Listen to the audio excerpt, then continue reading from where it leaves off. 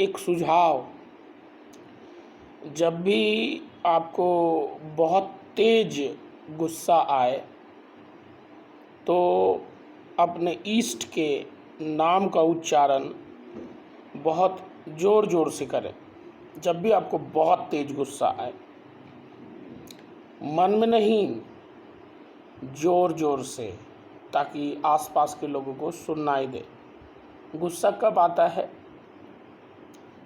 जब कोई सामने वाला व्यक्ति आपको 10 बातें गलत गलत सुना देता है, जो उसके हिसाब से तो सही हो सकती हैं, पर आपके हिसाब से गलत है कि नहीं यार, ऐसे नहीं बोलना चाहिए, या ये बातें ये गलत बोल रहा है, गलत टोन में बोल रहा है, इसकी आवाज़ जो है वो कर्कश ध्वनि में बोल रहा है, कड़वा बोल रहा है, तो मुझे बहुत तकलीफ़ हो रही है।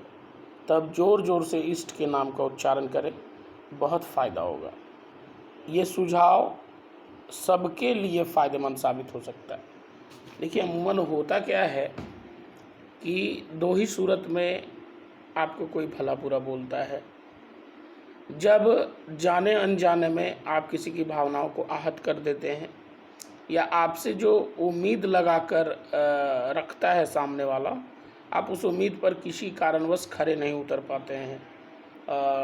इसमें आपकी गलती एकदम भी नहीं हो सकती है, बिल्कुल भी गलती नहीं है, ऐसा भी हो सकता है, या फिर सारी की सारी गलती आपकी ही हो, ऐसा भी हो सकता है, या फिर आपकी आंशिक गलती हो, पार्शियली मिस्टेक हो, ये भी हो सकता है। तो हर सूरत में आप क्या है कि अगर रिप्लाई करते हैं, अगर आप रिस्पॉन्स दे देते हैं उसी तरह से कर्कश आवाज़ में, तो हो सकता है कि आपका उस व्यक्ति के प्रति जो संबंध है वो केवल एक आपके कर्कश रिप्लाई से ख़त्म हो सकता है सदा के लिए, या उसमें खटास आ सकती है, और वो जो रिश्तों के बहुत ही कमज़ोर और मुलायम धागे जो आपके द्वारा और आपके सामने वाले के द्वारा बुने गए थे आज तक, जिन पर संबंध की पूरी डोर टिकी हुई थी, वो संबंध अचानक से टूट जाएगा।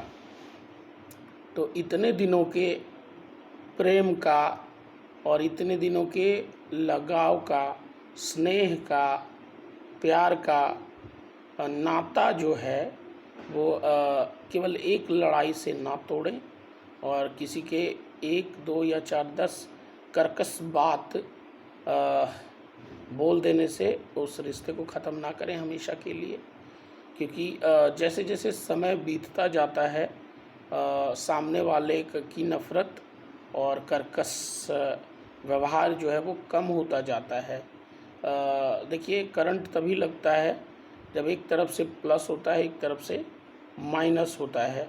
माइनस माइनस रहेगा तब भी करंट नहीं लगेगा, और प्लस प्लस हो जाएगा तो 440 हो जाएगा, विस्फोट हो जाएगा। तो विस्फोट ना करें, 440 तो करना ही नहीं कभी। और अगर उधर से कोई प्लस वाला तरंग दे रहा है, वेव दे रहा है, पॉजिटिव वेव, या फिर बहुत ही डेंजरस और कर्कश, कड़वा, कठोर, क्रूअल बर्ताव कर रहा है आपके साथ, उस तरह की बातें बोल रहा है, तो इसमें 2-4 चीज़ें हो सकती है।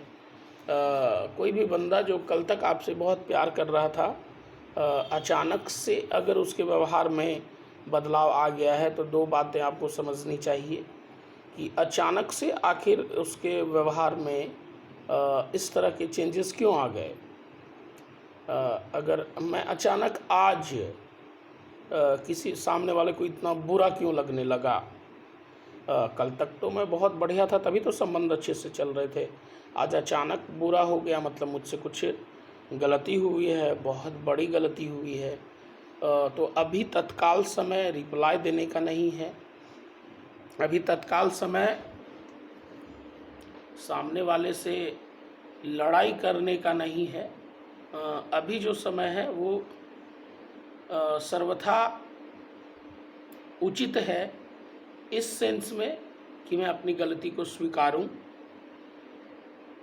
अगर जाने अनजाने में गलती हो गई है, कई बार ऐसा होता है कि ऐसा रहता है कि मैं झुकूंगा नहीं।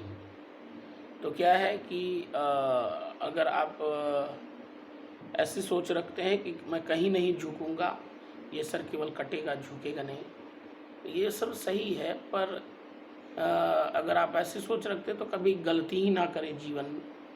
और अगर गलती कर रहे हैं तो झुकना है, और झुकते वही है जिनको रिश्तों की कद्र होती है, और झुकता वही है जो जिंदा है, अकड़ते तो केवल मुर्दा हैं। तो आप झुक रहे हैं, इसका साफ अर्थ है कि आप जिंदा हैं और अपने जिंदा होने का सबूत दे रहे हैं। पर हाँ, झुकना है अच्छाई के सामने, झुकना है सच्चाई के सामने, झुकना है ऐसी स्थिति में जब सामने वाला आपकी मदद करना चाहता है, सामने वाला आप में निखार लाना चाहता है, एक चमक लाना चाहता है, सामने वाला आपको गरम तपती हुई भट्टी में इसलिए डालना चाहता है क्योंकि आप वहाँ से निखर कर सोना बने, तब झुकना आपका सही है। पर अगर सामने वाला आपको केवल नीचा दिखाने के लिए झुका रहा है कि ये एकदम बेकार है, मैं सुपीरियर हूँ, इसलिए मैं इसको हर सेंस में नीचा दिखाता रहता हूँ, तो उस जगह पर झुकना गलत है। क्योंकि आत्मसम्मान से बढ़कर इस संसार में कुछ नहीं है। बस आपको समझना है कुल मिलाकर यही कि हर बात का जवाब लड़ाई से नहीं दी जा सकती, हर बात का जवाब लाठी नहीं है। कुछ कुछ डिसीजन जो है वो ऊपर वाले पर भी छोड़ा करें, और भरोसा करें उस ऊपर वाले के इंसाफ पर।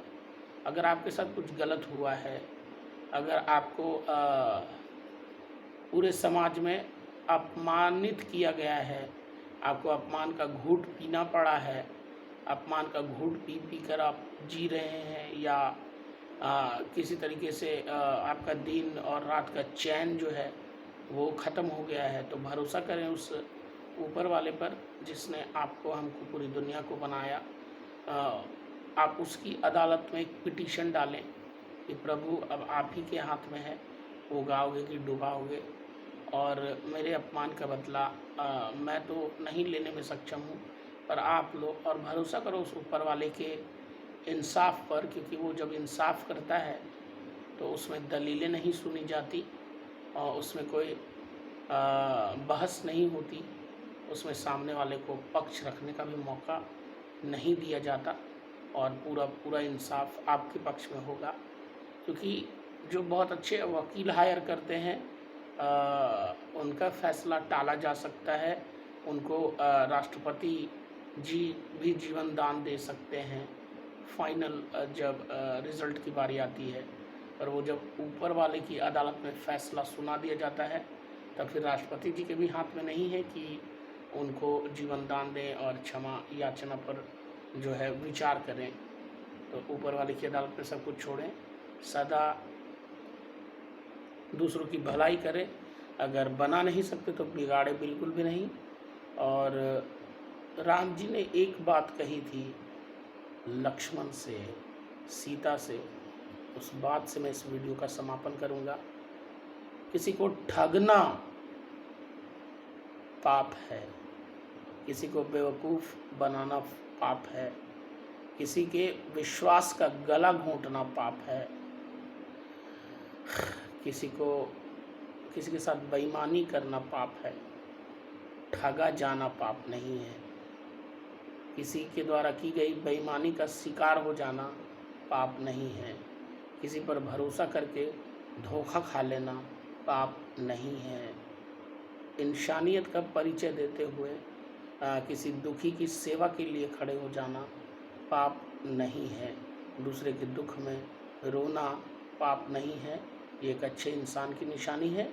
और अगर आपके साथ ऐसा होता है कि दूसरे के दुख को देखकर आप रो पाते हैं, अगर आपके साथ ऐसा होता है कि किसी भी व्यक्ति के दुख को देखकर आप दुखी होते हैं, either that person is related with any religion, any caste, any crew, any colour, any creed, वो आपका खून से सगा हो ना हो, वो आपका मित्र हो ना हो, वो आपके देश का, प्रांत का, राज्य का, जिले का, पंचायत का, प्रखंड का, गांव का, कस्बे का, टोले का, मोहल्ले का हो ना हो, फिर भी अगर कोई इंसान दुख में है और आप यथासंभव उसकी सहायता करना चाहते हैं और करते भी हैं, तो वाकई में भगवान ने आपको बनाकर कोई गलती नहीं की।